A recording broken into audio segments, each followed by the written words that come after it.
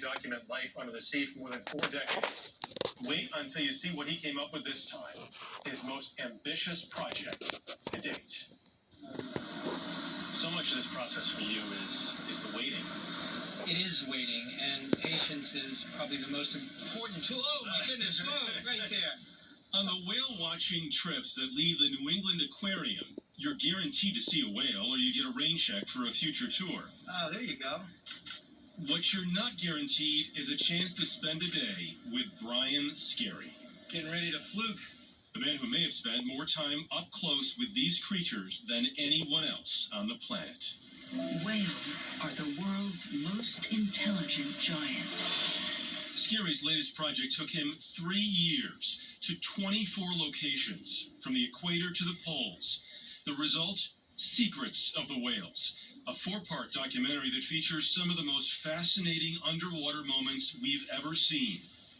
At the aquarium, where Scary is an explorer in residence, he gave us a special screening. This one female adult orca came in and, was sort of checking me out. Since we can go back in theaters now, Right. I figure this is the right way to do it. It is. That includes Scary's encounter with an orca, who seems to offer him a stingray for lunch. I'm swimming toward this animal, and I see her coming toward me with this ray hanging out of her mouth, and I'm thinking, here it is, this is the moment. And then she drops it, so I'm thinking I lost it. And then I went down and I knelt on the bottom, and she comes back. Orcas, which some call killer whales, may be the most dangerous hunter in the ocean. But in this case, the whale appeared to be treating Scary like a member of the family. Maybe that's because he kind of is. You said if you could spend time with only one animal, it would be whales. When you're working with whales, it's a whole different level. It's there's a high degree of cognition, and those animals are truly allowing you into their worlds if you are interacting with them.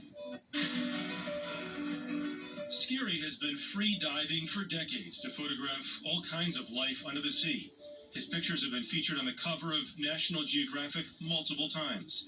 But for this latest documentary and book, he had to rethink a lot of what he knew about the planet's largest animals. One of the emerging themes that I sort of settled on was this notion of culture, the fact that these animals have this rich ancestral traditions.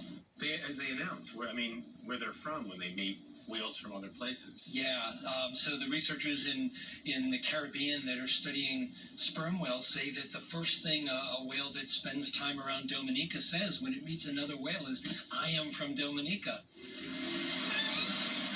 Secrets of the Whale spends a lot of time showing some truly endearing whale family dynamics. How mothers teach calves to swim and eat. How whales communicate across thousands of miles, even sing. It's activity that's taken place for tens of millions of years, but one that's been under increasing pressure in the last couple hundred. For much of the 19th and 20th century, whales were prized for their fat that was used in lamps, soap, cosmetics. And whales were killed by the thousands. Whales overall were in a pretty bad place in the 1970s. How much better has it gotten?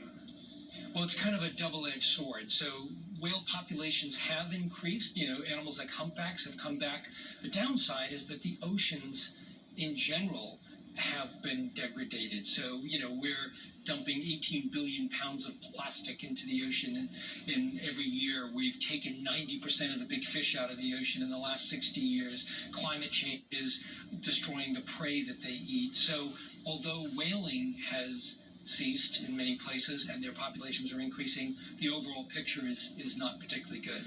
Working solo is just as effective, but they've chosen to perform as a group. In Secrets of the Whales, the animals, of course, are the stars. Only today, they have a dedicated fan trying to track them down. But Scary's supporting role is crucial. National Geographic explorer and world-famous whale photographer, Brian Scary. Do you just keep listening to Sigourney Weaver introduce you? Yeah, I pretty much have that on a loop in my home, so my kids love that part. It's great, right?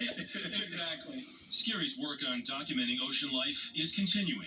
He's working on his next National Geographic project documenting changes to the Gulf of Maine, one of the fastest warming spots on Earth.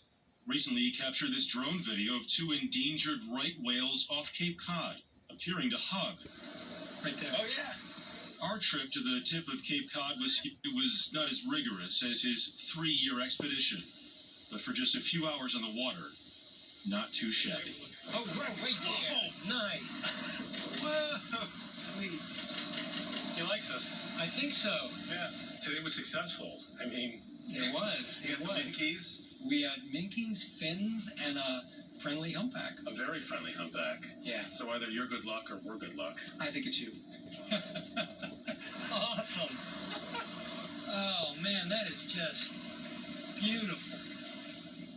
We know it's Brian, of course, who's the luck. I'd say it's one thing seeing the whales in a book or on the TV screen. It's another to see them up close in person. Just incredible. They look incredible there. Yeah, not too shabby, Jeff. I think that's your tagline. Billy's having a good day. Quickly, you can see more of Brian Scary's work at natgeo.com/planetpossible.